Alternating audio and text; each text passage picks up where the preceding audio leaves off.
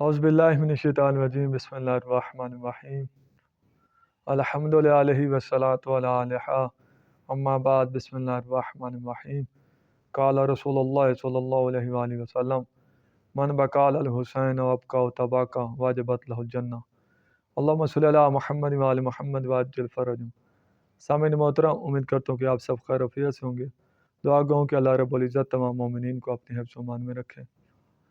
ناظرین محترم، سب سے پہلے تو حمد ہے اس پروردگار کی جس نے ہمیں انسان بنایا اور انسان بنانے کے بعد محمد و آل محمد کا محب بنایا۔ خوب ناظرین محترم، رسول خدا صلی اللہ علیہ وآلہ وسلم نے فرمایا کہ من بقى علی الحسین او ابقى تباکا وجبت له الجنہ، جو امام حسین علیہ السلام کے غم میں روئے یا رلائے یا رونے والی شکل بنائے اس پہ جنت واجب ہو جاتی ہے۔ تو یہ ایک بہت بڑا عظیم ثواب ہے جس کو تقریباً ہر انسان کو حاصل کرنا چاہیے، ہر مومن کو حاصل کرنا چاہیے، اور خوش قسمت ہے وہ انسان جو محمد و آل محمد کے غم میں روتے ہیں اور ان کی آنکھیں اور ان کا پورا جسم خوش قسمت ہے۔ وہ قیامت کے دن آنکھ کبھی بھی نہیں روئے گی جو اس دنیا پہ محمد و آل محمد کے غم میں روتی ہے۔ تو ناظرین محترم، رونا یہ قرآن حدیث سے ثابت ہے۔ کچھ جولا اشکالات کرتے ہیں تو اس کا جواب ہم پہلے دے چکے ہیں، آپ ہماری ویڈیوز کی طرف ملاحظہ فرما سکتے ہیں۔ اس کے علاوہ آج جس لیے میں حاضر خدمت ہوں وہ یہ ہے کہ رونا، رلانا، رونے والی شکل بنانا یہ حکم معصوم ہے کہ یہ کام کیا جائے تو بندہ اس پہ جنت واجب ہو جاتی ہے۔ دیکھیں ناظرین محترم کہ ہمارے عزاداری میں اس طرح کی کچھ چیزیں داخل کی جا رہی ہیں جن کا سرے سے کوئی تعلق نہیں ہے، فینسی بنایا جا رہا ہے عزاداری کو، جبکہ عزاداری کو فینسی نہیں بنانا چاہیے، سادہ ہی رہ دینا چاہیے۔ جیسے محمد و آل محمد نے حکم دیا اسی کے مطابق عمل ہو تو بہتر ہے۔ دیکھیں آپ ذرا ایک کلپ ملاحظہ فرمائیں، نوح خان ہے یہ، اس کو استاد بولتے ہیں نوح خان جو باقی ہیں۔ اب استاد کی یہ حالت ہے تو پتہ نہیں شاگرد کیا کریں گے۔ آپ اس کا کلپ ملاحظہ فرمائیں تو حسن صادق ان کا نام ہے، پھر بات کرتے ہیں۔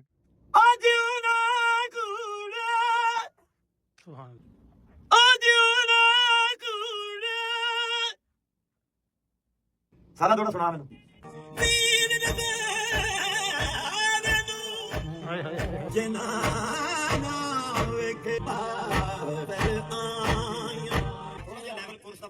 اچھا ٹھیک۔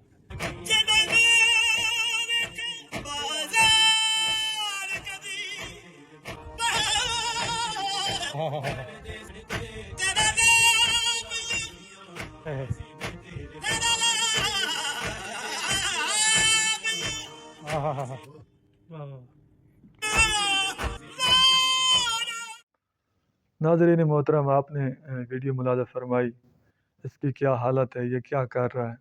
مجھے اس کی کلپ سے نہیں پتہ چلا کہ یہ کیا کر رہا ہے، اور مجھے جو لگ رہا ہے کہ اس کو خود کو بھی نہیں پتہ کہ میں کیا کر رہا ہوں، راگری مار رہا ہے، فضول باں باں کر رہا ہے۔ جبکہ اس کے دیکھیں نوح کا مطلب کیا ہے۔ اولا میں مطلب عرض کرتا ہوں، نوح کا مطلب ہے گریہ کرنا، آہ و پکار کرنا، اور جو اصطلاحی مطلب ہے وہ یہ ہے کہ چند اشعار پڑھنا جس پہ گریہ ہوتا ہو، اس طرح کے جملے بولنا کہ جس پہ گریہ ہوتا ہو، بندے کو رونا آ جائے۔ تو یہ کیا کہہ رہا ہے، آپ نے ملاحظہ فرمایا، یہ اس کی حالت ہے۔ ہم نے اس کی پہلے بھی ایک ویڈیو بنائی تھی، آپ نے وہ سنی ہوگی یقیناً، جس پہ اس کے اوپر ایک ننگی عورت پیسے پھینک رہی ہو، یہ کہہ رہا ویڈیو بناؤ۔ وہ ننگی ہے، اس کے جسم پہ کپڑا نہیں ہے، تو یہ کہہ رہا ویڈیو بناؤ۔ افسوس ہے۔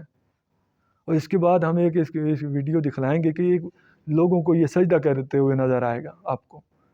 تو افسوس ہوتا ہے ان لوگوں پہ کہ یہ پتہ نہیں کہاں سے آئے ہیں، جبکہ محمد و آل محمد کی سیرت پڑھیں آپ تو آپ کو واضح ہو جائے گا کہ انہوں نے کس طرح گریہ کیا۔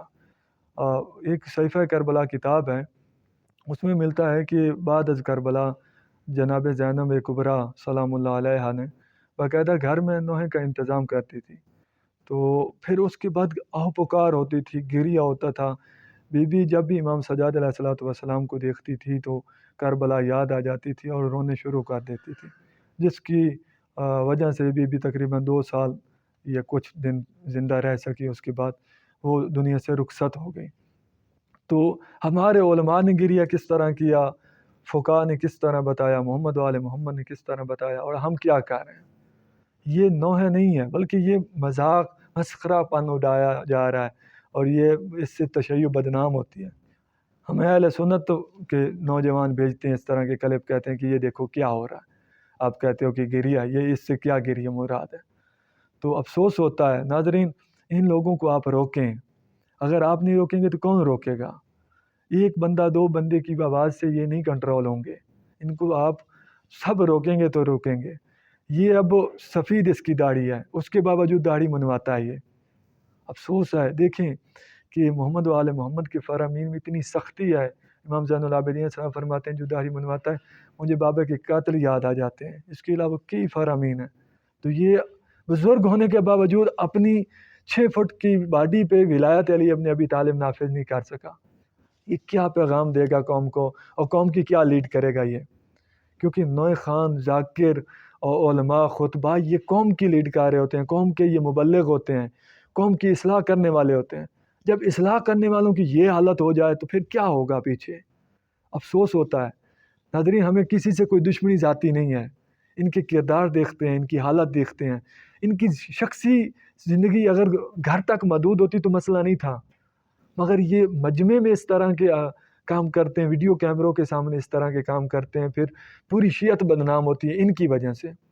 تو لہٰذا ان کو آپ سمجھائیں، جہاں بھی یہ ملتے ہیں آپ کو تو ان کو سمجھائیں کہ یہ آپ کیا کر رہے ہیں، اس سے کیا مراد ہے آپ کا، یہ پڑھ کے آ رہا ہے آپ کو سمجھ کوئی آئی ہو تو آپ مجھے بتا دینا، کومنٹس میں بتا دینا کہ یہ کیا کر رہا ہے۔ افسوس ہوتا ہے۔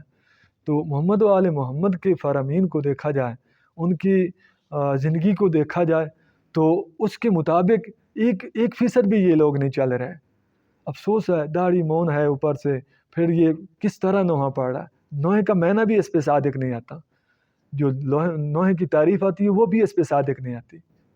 نوحہ ایسا ہوتا ہے کہ جس کو سننے کے بعد لوگوں کے آنسو جاری ہو جائیں، لوگ رونے لگ جائیں، خود بندے کو گریہ آ جائے، تو بجائے رونے کے یہ تو ہنسی مذاق بن رہی ہے۔ تو ناظرین، میں آخر میں یہی عرض کرتا ہوں کہ آپ خود بچیں، اپنے بچوں کو بچائیں، اور ان لوگوں کو سمجھائیں جہاں بھی ملتے ہیں۔ تو آخر میں دعا گو کہ اللہ رب العزت ہمیں محمد و آل محمد کی سیرت پر عمل کرنے کی توفیق عطا فرمائے، اور سیرت جناب زینب سلام اللہ علیہ پر چلنے کی توفیق عطا فرمائے، محمد و آل محمد کے غم میں رونے کی توفیق عطا فرمائے۔ اللہم صلی اللہ محمد و آل محمد وعجل فرجہم۔